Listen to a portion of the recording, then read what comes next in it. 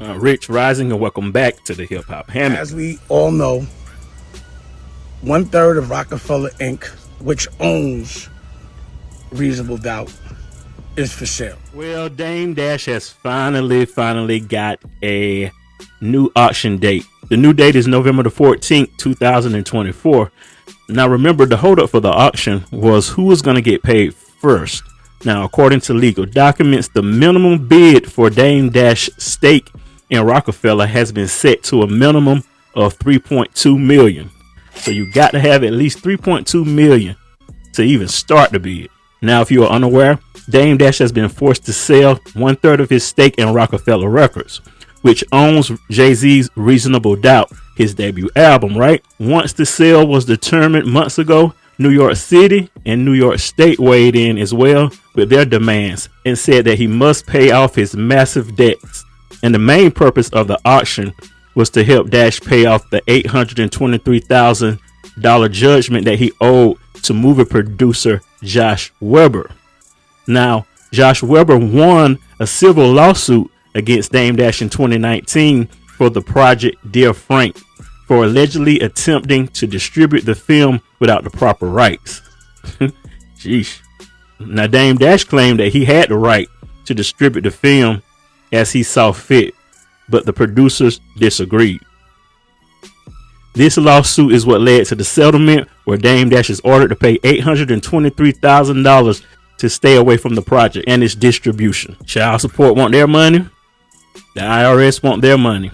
Damon Dash faces several illegal battles regarding child support payments. In some cases, he was accused of failing to make payments, leading to further legal complications, including warrants for his arrest. Dang.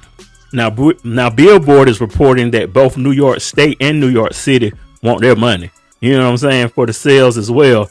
The city is claiming that Dash owes at least $197,000 in unpaid child support, while the state is claiming that they want their funds to help settle $8.7 million tax debt that Damon Dash is in.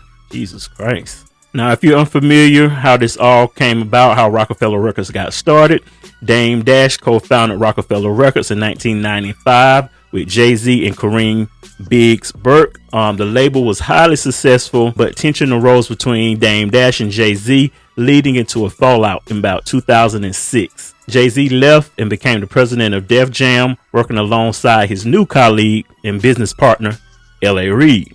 Damon Dash was livid, and things haven't been the same between those guys since.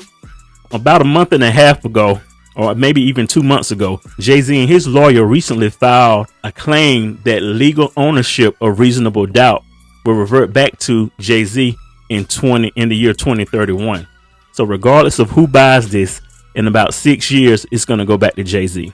I know at one point Drake said he was showing interest. Now, I'm not sure if Drake was being petty, because around that time when Damon Dash announced that Drake was interested in buying his share, it was the same week that Kendrick had announced the Super Bowl. And Drake also has been posting encrypted messages to Jay-Z.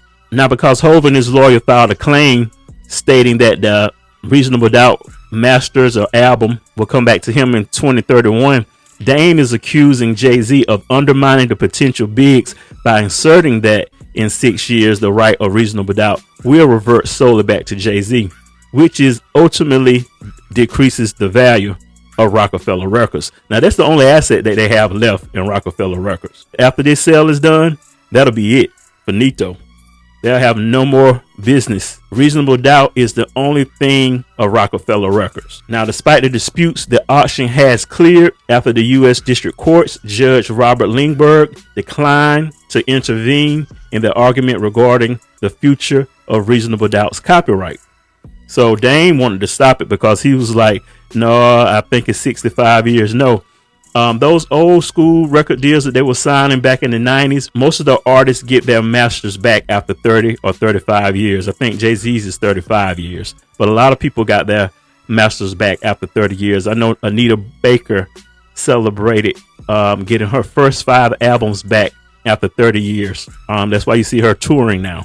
because she can actually license her own music to make money. Now, even though the proceedings of this auction will proceed on November the 14th, Dame Dash is still looking and hoping that he can at least make $10 million off of this. Okay. Now, being that the new owner of the shares will get to enjoy a third of the album's revenue for only about 6 years, they'll be returned to Hove in the year 2031. And then after that, nothing will be left for Roc-a-Fella Records, bringing the once dynasty that we all love to a final complete end. Man, oh man. Get in the comments and let me know what you think about Dame Dash being forced to auction off his shares to reasonable doubt. Imagine working so hard and building something with your friend or who you think your friend, only for you guys to fall out and you lose everything years later. You got to be more careful. Anyway, man, I'll check your guys out in the next video. Make sure you like and subscribe and share, and I'll talk to you guys later. It's your boy J Rock with the Hip Hop Hammock. Peace.